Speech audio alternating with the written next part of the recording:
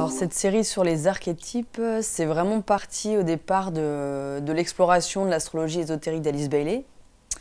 Et en fait, c'est quand même une astrologie qui est compliquée à appréhender pour lire un thème avec, pour essayer de comprendre un peu qu'est-ce que ça vient dire exactement. Et en fait, je me suis rendu compte que si je travaillais ces trois maîtrises sur la croix d'incarnation, qu'on retrouve dans un thème natal, qu'on retrouve dans plein de symboliques.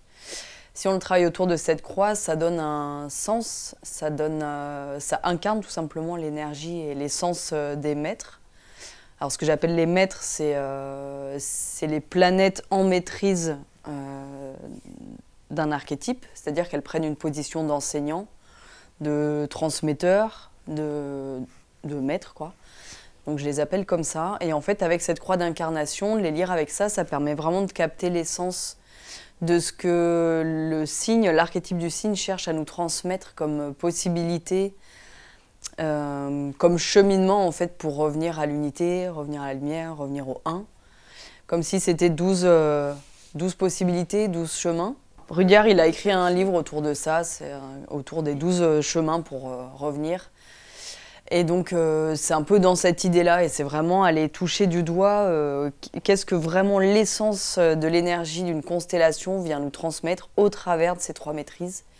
Et ça ouvre vraiment des portes de compréhension de lois du vivant, d'ésotérisme, d'accès aux symboles astrologiques, de lecture de l'astrologie,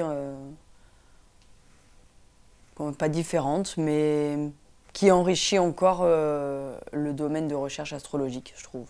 Alors dans chaque parcours, il y a un archétype, donc un signe, et on va explorer à chaque fois les trois maîtres du signe. À travers, moi j'ai beaucoup une posture quand même de travailler autour du ressenti, de se mettre en lien, en reliance avec la vibration particulière de chaque maître. Et puis moi je vous donne ce que moi j'ai compris, perçu de cette essence-là.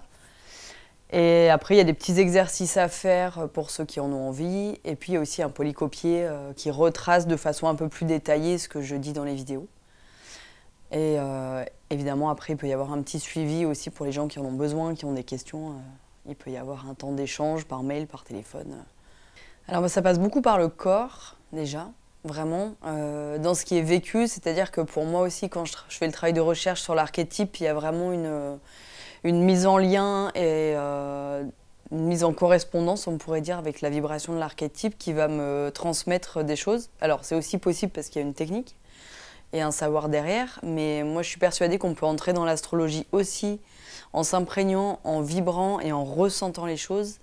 Et je pense que c'est une façon aussi d'appréhender les archétypes, les planètes aussi en astrologie, avec vraiment quelque chose qui est au-delà du mental, qui est pour moi le principe astrologique même, qui est le supramental en fait. Et là, on peut le faire passer par le corps, on peut le faire passer par notre vécu, c'est-à-dire qu'on peut se relier à une vibration en particulier et puis voir ce qui va nous être donné de vivre pendant la journée, par exemple, ou la nuit, et capter une tonalité qui va parler de qui on est face à cette essence et comment ça résonne en nous.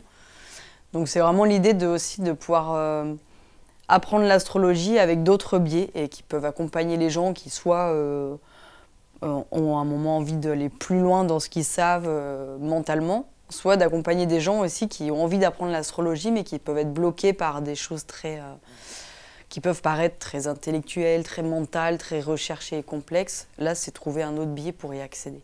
Parce que c'est un savoir universel en fait. Donc, j'essaye de leur donner des petites techniques de mise en lien, même si après je suis persuadée qu'on a tous la nôtre et qu'il s'agit de trouver comment pour nous ça marche.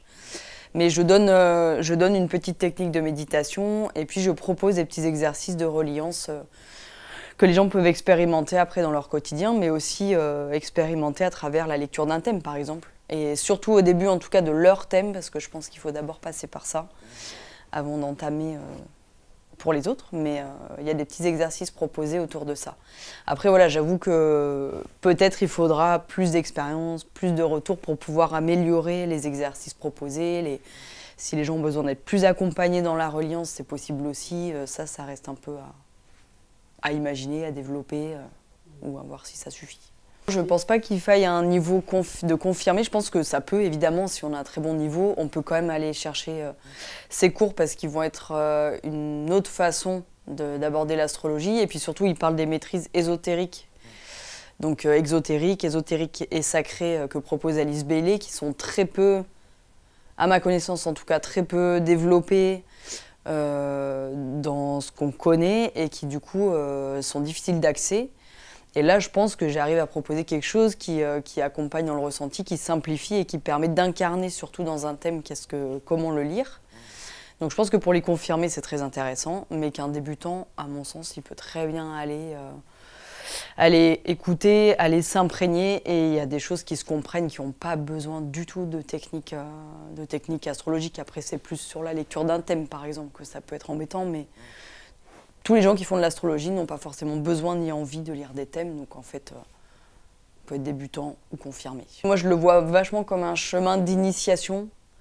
Enfin, il y a un chemin d'initiation, puis il y a plein de façons d'être initié, et c'est un peu l'exploration de ces 12 chemins d'initiation, et d'aller réussir à voir un peu lequel nous parle plus profondément, lequel nous parle en ce moment. Et parfois, on peut être étonné parce que du coup, ça sort un peu de l'astrologie traditionnelle. Et du coup, il peut y avoir des maîtrises qui nous parlent de façon surprenante, alors que, je sais pas, par exemple, on n'a rien à voir avec le poisson, mais Pluton, en maîtrise ésotérique et sacrée du poisson, va parler très fort pour X raisons qu'on peut retrouver dans le thème. Donc on peut se laisser surprendre aussi par quel chemin initiatique va nous parler profondément.